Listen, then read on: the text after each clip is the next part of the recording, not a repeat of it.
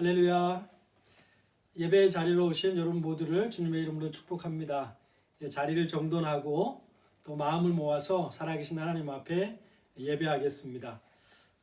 이제 한 주가 또 지나서 또 하나님을 예배하게 됐습니다.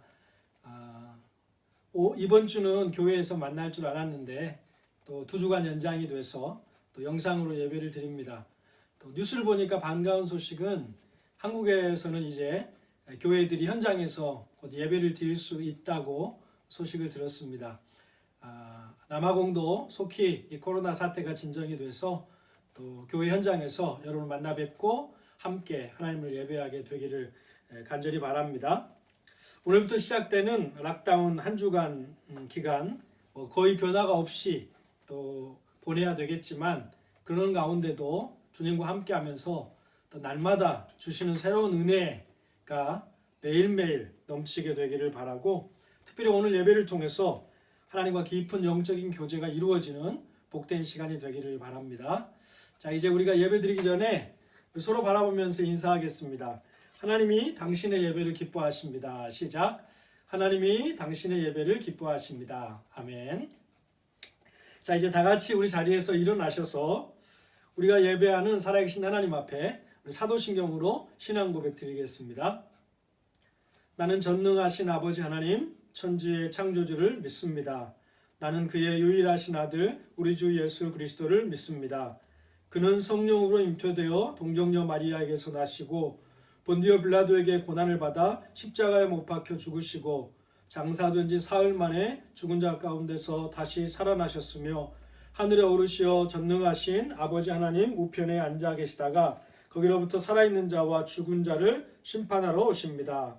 나는 성령을 믿으며 거룩한 공교회와 성도의 교제와 죄를 용서받는 것과 몸의 부활과 영생을 믿습니다.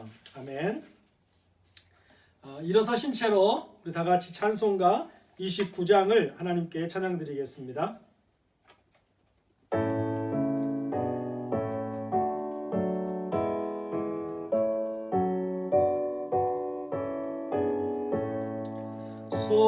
성도여 다 함께 할렐루야 아멘.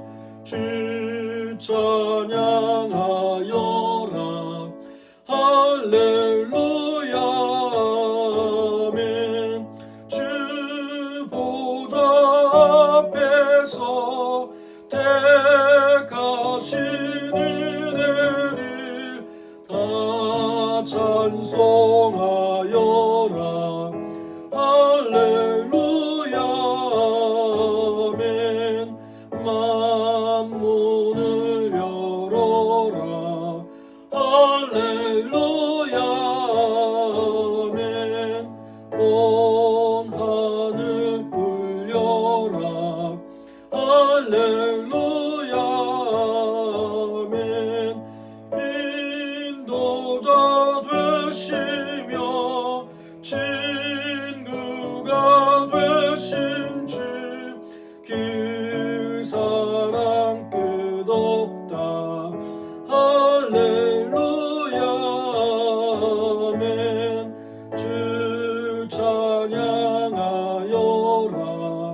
할렐루야 아멘. 찬양은 끝없다 할렐루야 아멘. 거룩한 집에서 은총 기리며 늘 찬송 부르자 할렐루야 아멘. 우리 다 같이 기도하겠습니다. 하나님은 우리의 피난처시오 힘이시니 환난 중에 만날 큰 도움이시라. 그러므로 땅이 변하든지 산이 흔들려 바다 가운데 빠지든지 바닷물이 솟아나고 뛰놀든지 그것이 넘침으로 산이 흔들릴지라도 우리는 두려워하지 아니하리로다. 셀라. 은혜가 풍성하시고 자비로우신 아버지 하나님, 우리를 하나님의 형상대로 지으시고 창조의 목적을 따라 하나님을 예배하며 찬양하며 살 수 있도록 믿음과 은혜를 주셔서 감사합니다. 죄로 말미암아 죽었던 우리가 예수 그리스도의 구속의 은혜를 힘입어 이렇게 오늘도 예배할 수 있음은 우리의 노력이나 우리의 공로가 아니라 온전히 하나님의 전적인 은혜임을 믿습니다. 하나님, 오늘도 사랑하는 성도들이 코로나의 위중한 상황 속에서 주님을 예배하기 위해서 그리고 하나님의 은혜를 사모하는 마음으로 주님 앞에 모였습니다. 하나님, 우리 예배 가운데 친히 임재하여 주시고 성령님께서 역사하여 주시고 신령한 은혜와 축복을 내리워 주시옵소서. 우리의 몸만 예배하는 것이 아니라 우리의 마음과 중심이 하나님 앞에 온전히 드려지는 신령과 진정으로 예배하는 시간이 되게 하여 주시옵소서. 성도들 계속되는 락다운 기간 중에 반복되는 일상을 보내고 있지만 지치지 않도록 하나님께서 힘을 주시고 특별히 이 기간을 우리의 내면과 영적인 삶이 풍성해지는 시간으로 만들어갈 수 있도록 주를 사모하는 마음과 열심을 잃지 않게 하여 주시옵소서.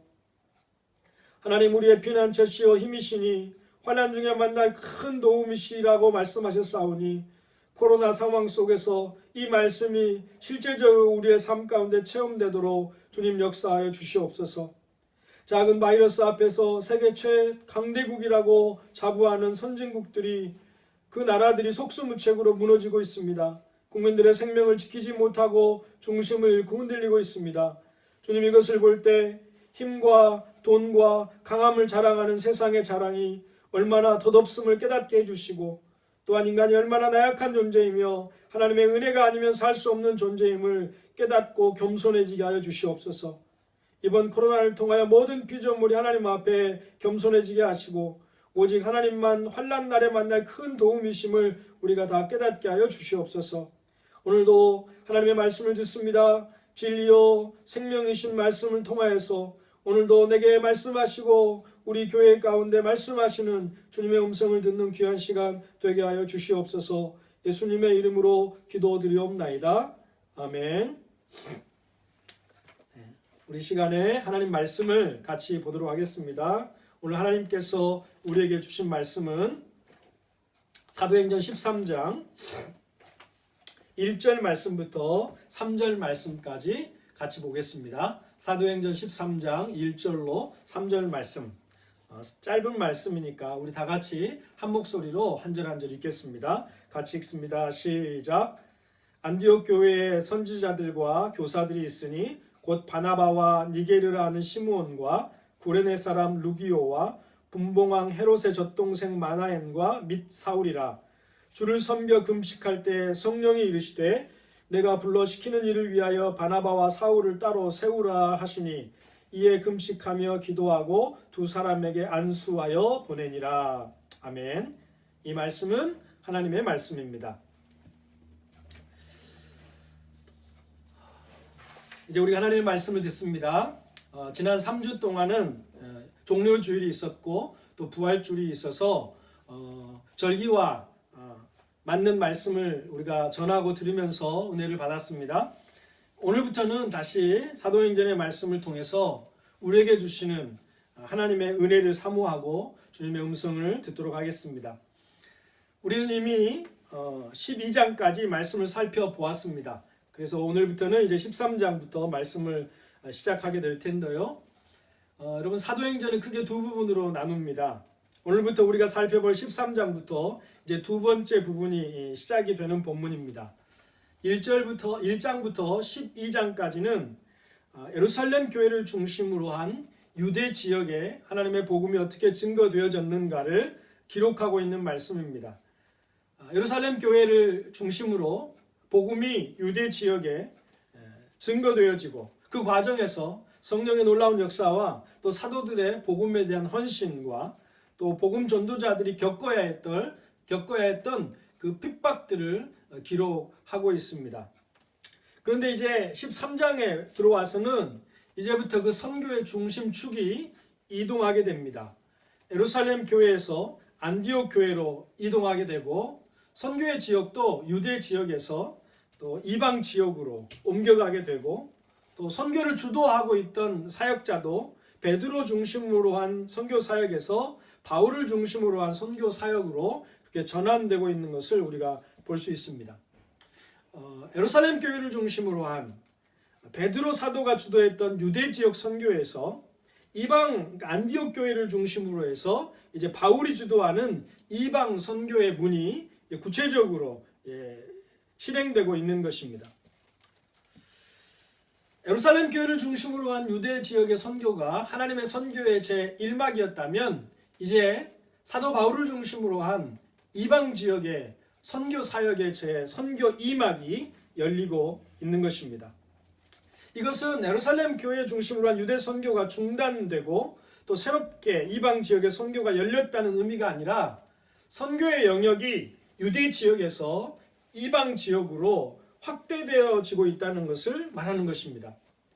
그러니까 이것은 어떤 사람에 의해서 인위적으로 바뀐 것이 아니라 하나님께서 원래 계획하셨던 대로 그리고 주님께서 제자들에게 말씀하셨던 대로 예루살렘과 온 유대와 사마리아와 땅끝까지 이르러 내 증인이 되리라 하신 그 말씀이 이제 구체적으로 이루어지고 있는 것입니다. 이런 변화들은 이 선교의 중심축이 옮겨간 것은 사람들에 의해서 인위적으로 이루어지는 것이 아니라 하나님의 섭리에 의해서 안디옥 교회가 그리고 사도 바울이 바통을 이어받아서 하나님의 선교의 비전이 이제 더 확대되고 더 펼쳐지고 있는 것입니다. 그렇게 하나님은 섭리하셨습니다. 여러분, 우리 하나님은 섭리하시는 하나님이십니다. 하나님의 섭리란 하나님이 가진 계획을 이루기 위해서 여러 가지 방법으로 우리에게 간섭하시고 또 우리의 삶을 인도하시고 또 하나님께서 하나님의 거룩한 일들을 행하시는 것을 하나님의 섭리라 그렇게 이야기합니다.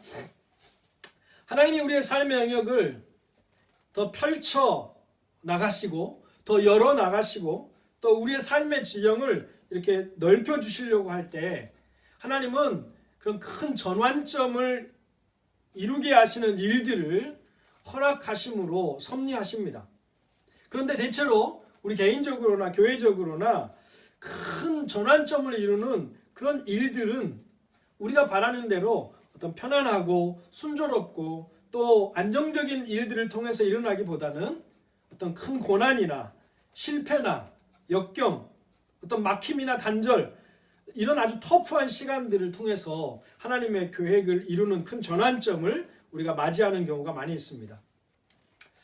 유대 지역에 머물러 있던 그 복음이 하나님의 그 선교 계획이 이제 유대 지역을 넘어 땅끝까지 흘러가도록 또 그 선교의 지역이 더 확대되도록 하게 되는 그 큰 전환점도 바로 예루살렘 교회에 임했던 극심한 박해와 어려움 때문이었다는 것을 우리가 기억해야 될 것입니다.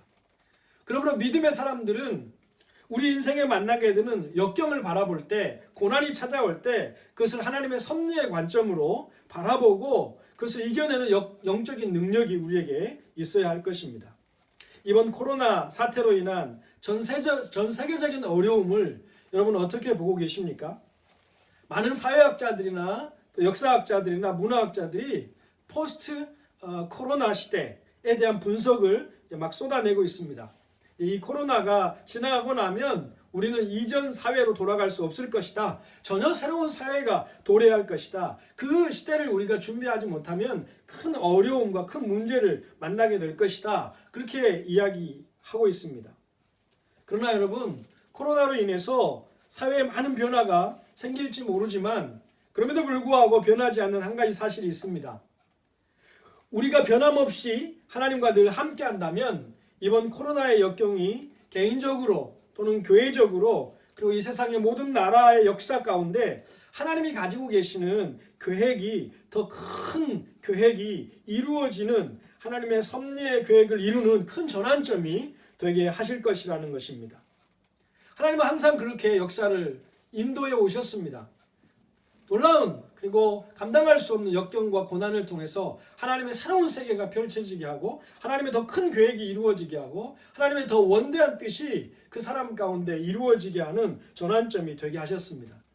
우리 모두에게 그리고 우리 교회 가운데 그리고 전 세계 역사에 이번 코로나가 그런 하나님의 더 원대하고 크신 뜻을 이루어가는 큰 전환점, 축복의 사건이 될 수 있게 되기를 간절히 기도합니다. 여러분, 하나님은 예루살렘 교회에 임한 핍박을 통해 흩어진 전도자들이 안디옥에 가서 복음을 전함으로 안디옥 교회가 탄생하도록 거기에 교회가 세워지도록 하셨습니다. 그리고 안디옥에 세워진 교회는 또 튼튼하게 성장해서 바울과 바나바를 선교사로 따로 세워서 파송하게 되는 것을 오늘 우리는 본문에서 볼 수가 있습니다. 3절 말씀을 같이 봅니다. 시작. 이에 금식하며 기도하고 두 사람에게 안수하여 보내니라. 여러분, 흩어진 유대인들이, 핍박을 받아서 흩어진 유대인들이 그 복음을 들고 가서 안디옥에 복음을 전했습니다. 그들로 말미암아 복음을 받았던 교회가 이제는 다른 지역 영혼들에게 복음을 나눠주기 위해서, 복음을 전해주기 위해서 선교사를 세우고 그 선교사를 파송하고 있는 것입니다. 여러분, 저는 우리 교회가 복음을 듣고 교회에서 복음을 듣는 교회에서 복음을 전하는 교회가 되기를 바랍니다. 복음을 전하기 위해서 사람을 보내는 교회, 복음을 전하기 위해서 선교사를 따로 세우고 파송하는 교회가 되기를 소원합니다.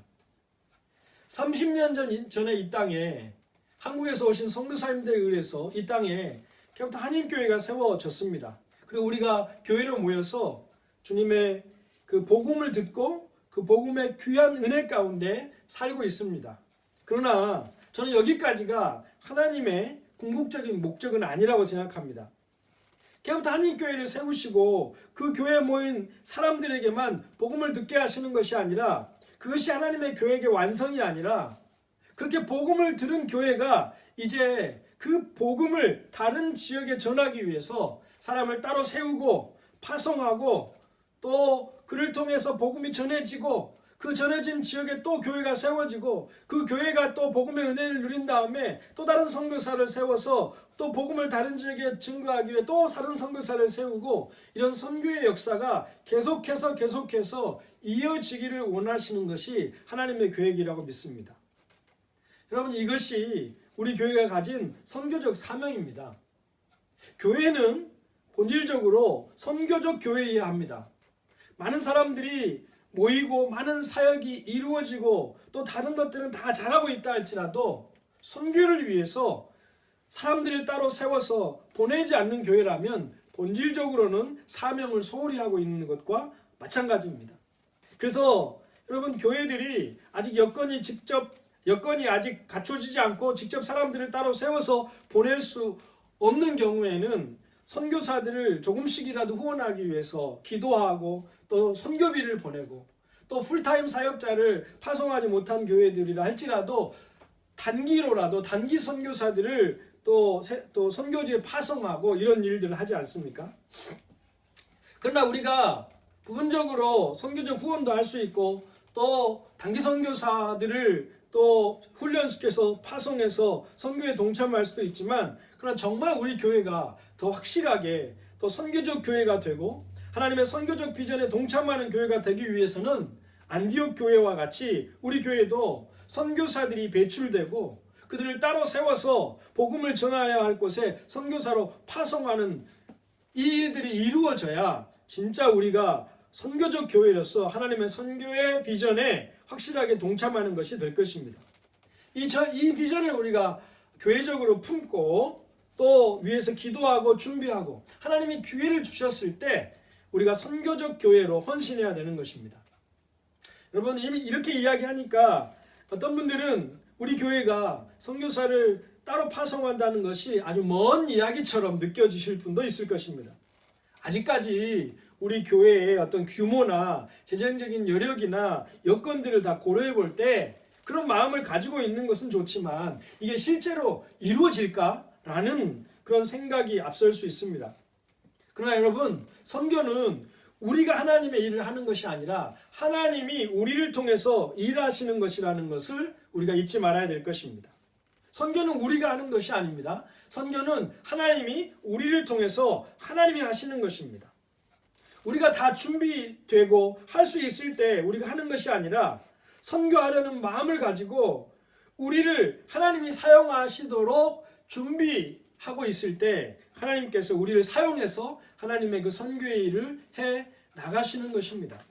그래서 선교적 교회로서 그 선교적 사명을 감당하기 위한 준비라고 하는 것은 뭐 교회가 더 커져야 된다거나 재정이 더 많아져야 한다거나 물론 이런 것도 분명히 필요하겠지만 선교적 교회의 사명을 감당하기 위해서 교회가 갖춰야 할 더 본질적인 준비가 있습니다. 오늘 우리는 안디옥 교회를 통해서 선교적 교회의 사명을 감당하기 위해서 교회가 본질적으로 준비해야 될 게 무엇일까? 안디옥 교회처럼 하나님의 선교적 비전에 더 구체적으로 동참하기 위해서 선교사들을 세우고 선교사를 파송할 수 있는 그런 선교적 교회가 되기 위한 본질적인 준비가 무엇일까에 대해서 함께 생각해 보려고 합니다.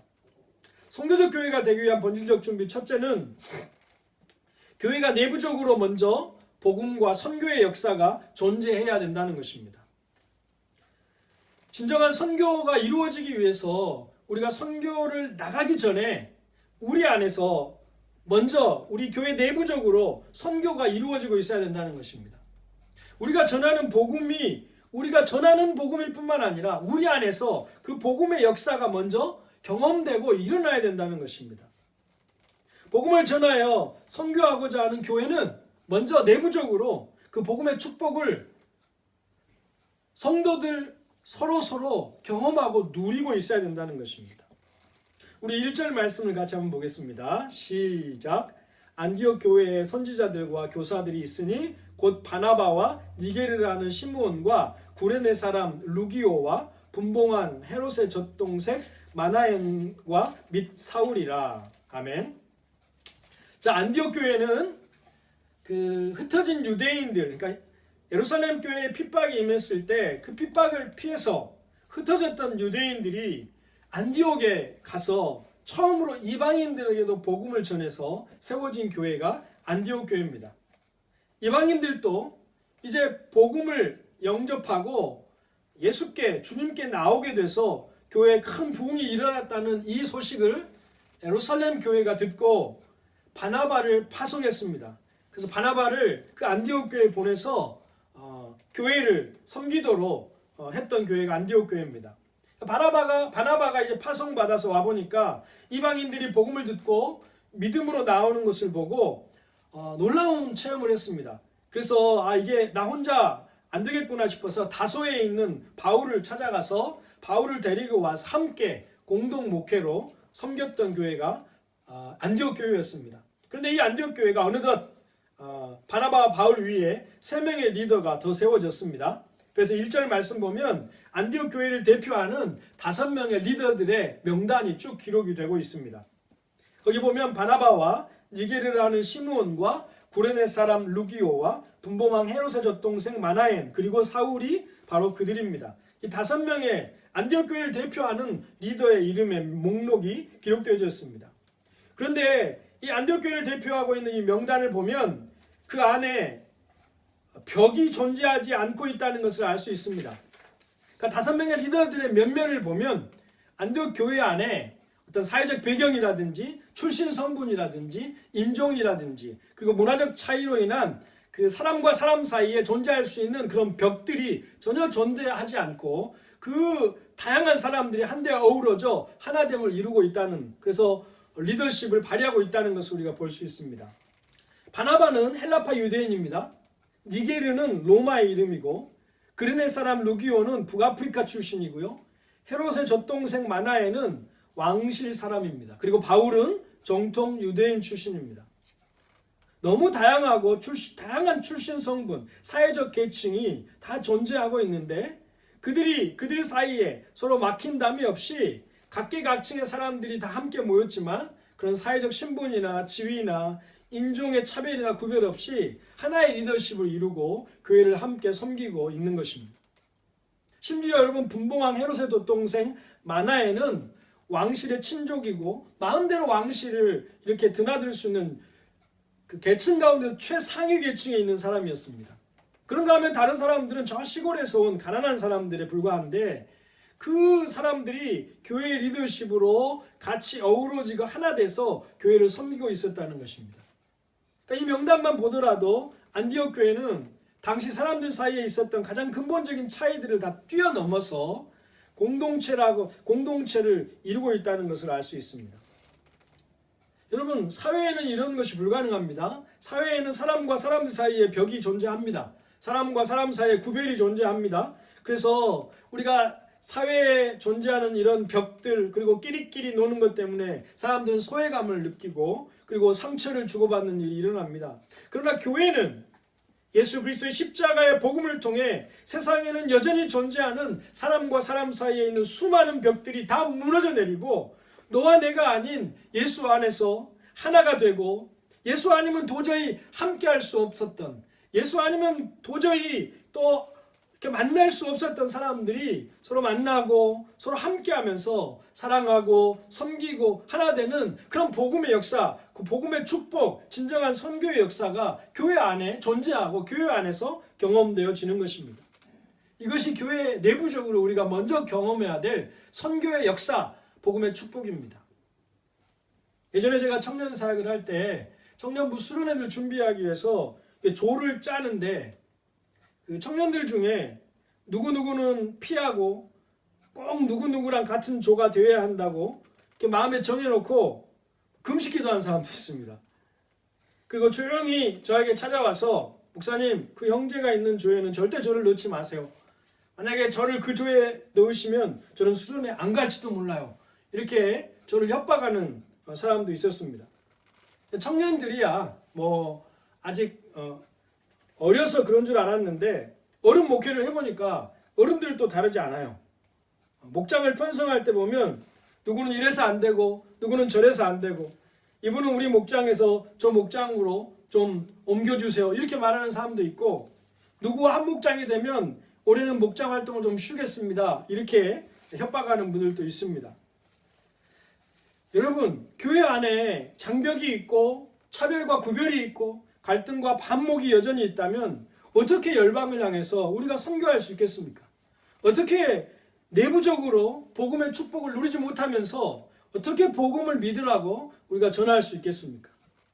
선교는 십자가로 유대인이나 헬라인이나 자유자나 종이나 그 막힌 담을 헐어내시고 한 권속이 되게 하시고 한 몸이 되게 하신 복음의 축복을 교회가 내부적으로 먼저 누릴 때, 그리고 그 복음의 은혜 가운데 교회가 거하고 있을 때 감당할 수 있는 사역이 선교 사역입니다.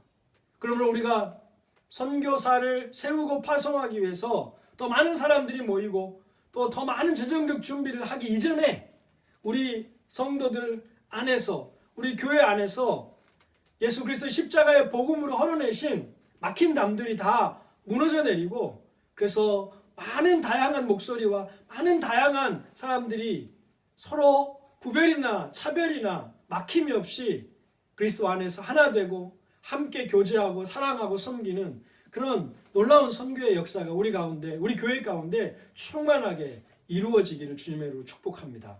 아멘. 두 번째, 우리가 선교사 파송하기 위해서 안디옥 교회처럼 준비되어야 될 부분이 뭐냐면, 기도하면서 성령의 음성을 듣고 순종할 준비가 이루어져야 된다는 것입니다. 이것은 여러분 영성의 준비를 의미합니다. 2절부터 3절을 같이 봅니다. 시작. 주를 섬겨 금식할 때에 성령이 이르시되 내가 불러 시키는 일을 위하여 바나바와 사울을 따로 세우라 하시니 이에 금식하며 기도하고 두 사람에게 안수하여 보내니라.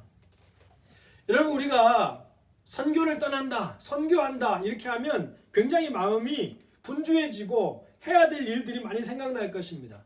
뭔가 빨리 일어나서 밖으로 나가야 될 것 같고, 뭔가 사람들을 만나서 선교 지원을 요청해야 되고, 뭔가 선교에 필요한 많은 준비물들을 준비해야 될 것 같고, 뭔가 굉장히 역동적으로 막 움직여야 되는 그런 막 일들이 생각이 납니다. 선교의 현장이 떠오르면서 선교사로 나가기 위한 계획을 짜고 준비물을 모으고 후원자를 모으고 해야 될 일들이 한두 가지가 아닐 것이라는 그런 분주한 마음이, 선교해야 된다라고 하면 그런 마음이 막 듭니다. 그런데 여러분, 곧 선교사를 파송해야 될 안디옥 교회의 분위기를 보십시오. 막 그렇게 여기저기 뛰어다니면서 선교사를 파송하기 위한 막 준비에 분주한 게 아니라 굉장히 차분한다는 것을 알 수 있습니다. 뭔가 막 액션을 취하고 분주히 움직이는 모습이 아니라 오히려 차분하게 하나님 앞에 금식하며 기도하고 예배하는 가운데 성령의 음성을 들으려고 성령님께서 말씀하시면, 그리고 그 말씀에 순종하려고 하나님과의 친밀한 교제에 마음과 시간을 쓰고 있는 것을 우리가 볼 수 있습니다. 여러분, 이것이 매우 중요합니다. 선교하겠다는 급한 마음, 그리고 선교 현장으로 달려가는 것도 중요하지만 그보다 먼저 예배와 기도와 말씀을 통해서 하나님과의 친밀한 교제를 나누는 가운데 성령의 음성을 듣고, 그리고 성령이 말씀하실 때 순종하고자 하는 그런 영성의 준비가 되지 않으면 선교할 수 없습니다. 선교가 급한 게 아닙니다. 선교를 위한 영적인 준비가 중요합니다. 하나님의 말씀을 듣고 기도하는 가운데 하나님의 뜻을 분별하고 어떤 말씀을 하시든 그 뜻에 순종하겠다는 그런 마음을 가지고 영적으로 준비되지 않으면 선교가 어려운 것입니다. 그래서 단기 선교를 준비할 때마다 청년들한테 이야기하는 것이 기도 없이는 선교 없다. 기도의 준비가 이루어지지 않는 선교는 동력이 없이 바다에 띄어진 배와 같다. 여러분, 동력이 없이 배가 띄어지면 어떻게 합니까? 앞으로 나갈 수 없습니다. 파도가 몰아치고 비바람이 칠 때 전복되고 침몰하고 마는 것입니다. 그러니까 기도는, 영적인 준비는 선교의 실제적인 동력과 같습니다. 그래서 영적인 준비의 동력이 확실하게 준비될 때 선교의 일도 더 열매 있게 이루어지는 것입니다. 여러분, 우리가 선교사님들을 위해서 기도해야 될 때 얼마나 기도할 일들이 많이 있습니까? 선교지의 부흥을 위해서도 기도해야 되고, 재정적으로 부족함이 없도록 또 많은 동역자를 하나님 붙여주시도록 기도하는 일들 매우 중요합니다. 그런데 사실 우리가 선교사님들을 위해서 가장 많이 기도해야 될 것은, 선교사님들이 선교 현장으로 달려가고 사람들을 만나고 이렇게 하기 전에 하나님 앞에서 금식하며 기도하면서 하나님의 말씀을 듣고 묵상하는 가운데 성령의 음성을 들을 수 있도록 하나님과 친밀히 교제하고, 그리고 하나님이 무엇을 말씀하시는지 순종할 수 있는 영적인 준비가 이루어질 수 있도록, 그래서 선교하는 가운데 영성을 잃지 않게 해달라고 우리가 기도하는 것이 매우 중요합니다. 하나님 앞에 차분하게 기도하면서 또 말씀을 통해 성령의 음성을 듣고 하나님과의 친밀하게 교제하는 영성의 뒷받침이 이루어지지 않으면 선교의 일은 우리가 해나갈 수 있다 할지라도 거기엔 열매가 없고 선교사 본인도 결국에는 지칠 수밖에 없게 되는 것입니다. 교회도 마찬가지입니다, 여러분.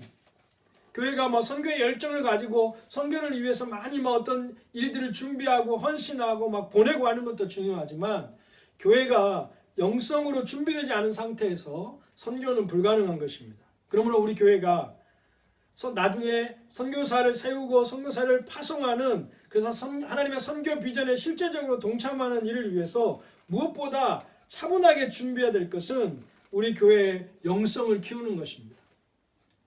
하나님의 말씀과 기도로 성령의 음성을 듣기를 사모하고 하나님과 친밀히 교제하는 가운데 하나님이 말씀하실 때 순종하고자 하는 그런 영성의 준비가 이루어져 있어야 하나님께서 말씀하실 때 우리가 그 하나님의 음성을 하나님의 듣고 우리가 거기에 순종해서 선교에 동참할 수 있게 되는 것입니다. 여러분, 선교지 최일선에 하나님이 우리 교회를 세우셨습니다. 우리 교회가 선교적 교회로서 사람들을 따로 세우고 보내는 비전이 하나님께 있다고 믿습니다. 먼 이야기가 아닙니다. 우리 교회를 통해서 하나님께서 이 일을 이루실 것입니다. 그러나 지금 우리는 그 날을 하나님께 속히 이루어 주시도록 기도하면서 준비해야 될 일이 있습니다. 먼저는 내부적으로 우리가 하나님의 복음의 은혜와 축복을 경험해야 합니다. 선교의 근본적인 목적인 십자가 안에서 막혀진 모든 담을 헐어내고 유대인이나 헬라인이나 자유자나 종이나 부한자나 가난한 자나 예수 그리스도 안에서 만나서 하나 되고 사랑하고 섬기고 하나님의 거룩한 사역에 함께 동역자가 되는 이 선교의 역사가 우리 교회 내부적으로 먼저 더 풍성하게 이루어져야 되겠습니다.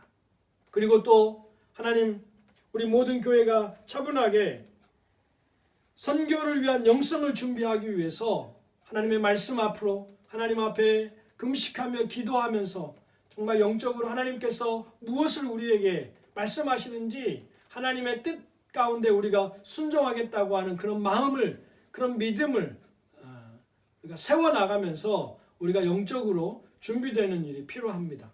영적으로 준비되어지지 않았으면 하나님의 음성을 분별하지 못하게 되고, 하나님이 말씀하셔도 듣지 못하게 되고, 또 하나님이 원하시는 사역이 있음에도 불구하고 그 사역에 헌신하지 못하게 되므로, 아무리 하나님께서 쓰시고 싶어도, 아무리 하나님께서 우리를 통해 일하고 싶어도 하나님께서 일하시지 못하게 되는 그런 무능한 교회가 되고 마는 것입니다.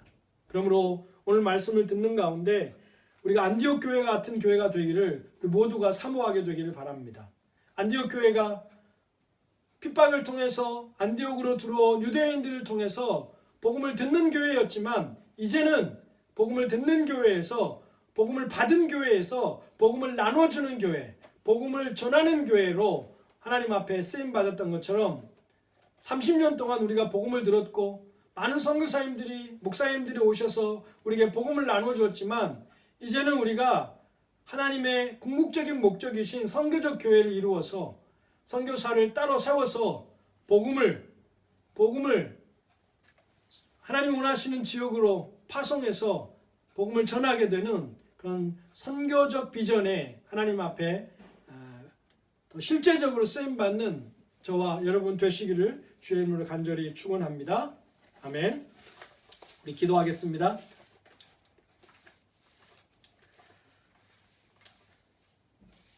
하나님 은혜와 사랑을 감사합니다. 오늘 또 귀한 말씀을 들었습니다. 사도행전의 말씀을 통하여 하나님께서 이 땅에 우리를 보내시고 우리 교회를 이 땅에 세우신 궁극적인 목적을 다시 한번 깨닫습니다. 교회는 본질적으로 선교적 교회여야 함을 믿습니다.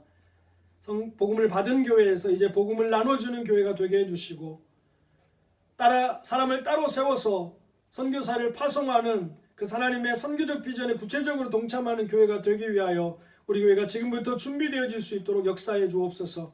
다른 어떤 준비보다 먼저 하나님 앞에 우리가 준비되어야 될 것은 정말 하나님, 우리 교회 내부적으로 먼저 그 복음의 역사와 선교의 역사가 경험되고 체험되는 교회가 될 수 있도록, 그래서 누가 우리 교회에 오든지 모든 막힌 담이 헐어져서 그리스도 안에서 하나 되고, 정말 그리스도 안에서 서로 섬기고 그리스도 안에서 서로 온전한 하나의 공동체를 이루어서 복음의 은혜, 복음의 축복을 경험하게 되는 그런 교회가 되게 해주시고, 또한 우리 모두가 다 영적으로 준비되어져서 또 하나님과의 친밀한 교제가 더 풍성해져서 하나님이 우리에게 무엇을 말씀하시든지 우리가 그것에 순종할 준비가 되어지는 그런 교회와 성도들이 될 수 있도록 도와주시옵소서. 그래서 주님 말씀하실 때 우리가 나아가게 하시고, 주님 말씀하실 때 우리가 헌신하게 하셔서 안디옥 교회처럼 정말로 우리 교회가 선교사를 파송하는 교회가 될 수 있도록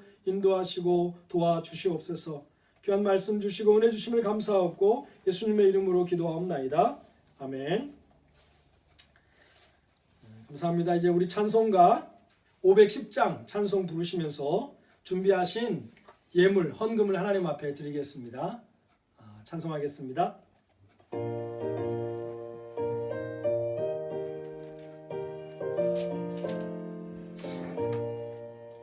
하나님의 진리 등대 길이 빛나니 우리들도 등대되어 주의 사랑 비추세.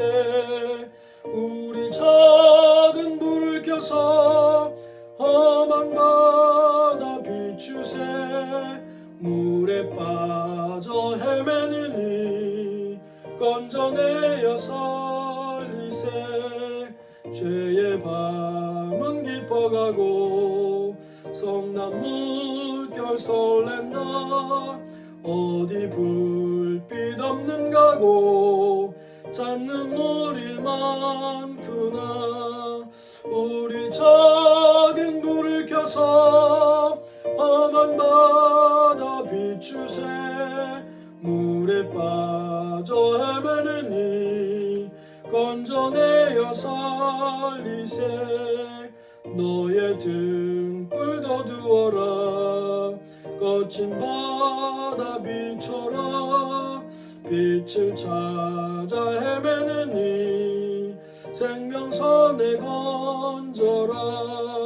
우리 작은 불을 켜서 험한 바다 비추세.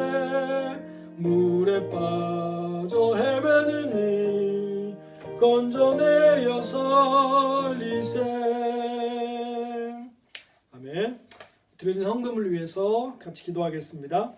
하나님 감사합니다. 오늘도 복된 주일 주셔서 살아계시고 역사하시는 전능하신 하나님을 예배드릴 수 있게 하시니 감사합니다. 지난 한 주도 우리의 건강을 지켜주시고 우리의 가정을 평강으로 인도해 주신 것도 감사를 드립니다. 우리의 생사화복을 그리고 처음과 끝을 안고 일어섬을 하나님이 전능하신 손으로 주관하고 계심을 믿습니다. 주님을 향한 강한 믿음과 소망으로 이 어려움의 시간들을 극복할 수 있도록 함께하여 주시옵소서. 무엇보다 우리가 영적으로 더욱 깨어 있어서 영혼이 잘됨 같이 범사가 잘되고 강건한 축복이 있게 하여 주시옵소서. 오늘 예배드리며 여러가지 감사의 이유를 따라 감사헌금, 선교헌금, 건축헌금 그리고 10의 1조를 구별하여 하나님께 드리는 손길들이 있습니다. 어려운 중에도 하나님께 드릴 수 있어서 너무 감사합니다. 성도들 각 가정에 하나님께서 친히 가장이 되어주시고 인도자가 되어주시고 보호자가 되어주셔서 우리를 한 걸음 한 걸음 인도하시고 지켜주시옵소서.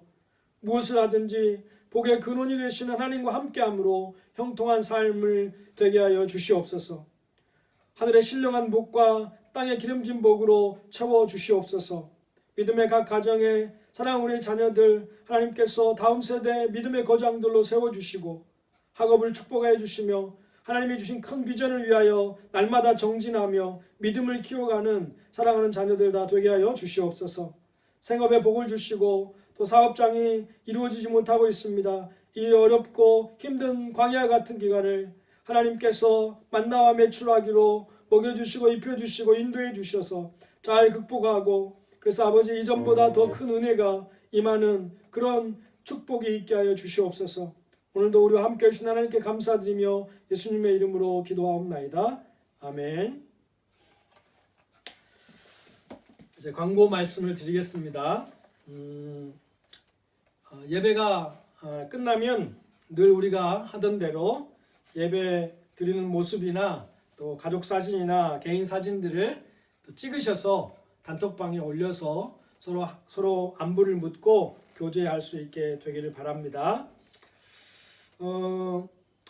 세일의 금식 기도가 끝났지만 계속해서 기도해 주시고 특별히 단톡방에 제가 올려드린 대로 오늘 저녁 7시에 온라인을 통해서 케이프타운에 사역하시는 선교사님들과 또 우리 한인교회 성도들이 함께 또 기도하는 시간을 갖게 됐습니다.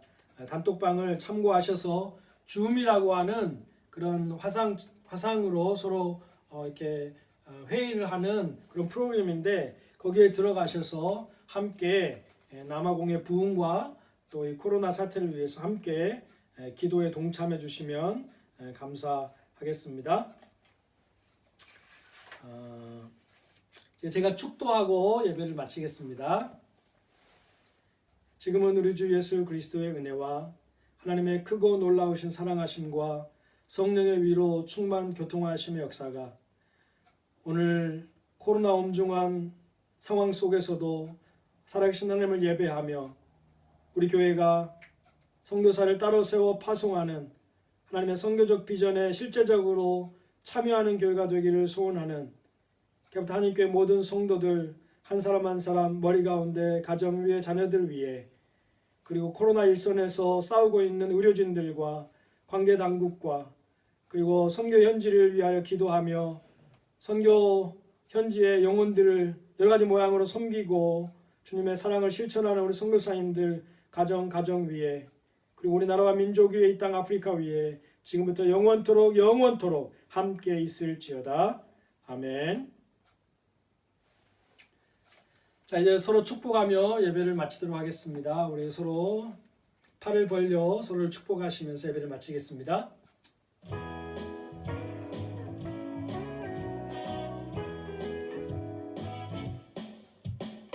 축복합니다.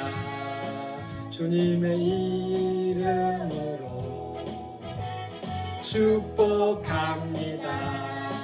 주님의 사랑으로 이곳에 모인 주님의 거룩한 자녀들에게 주님의 기쁨과 주님의 사랑이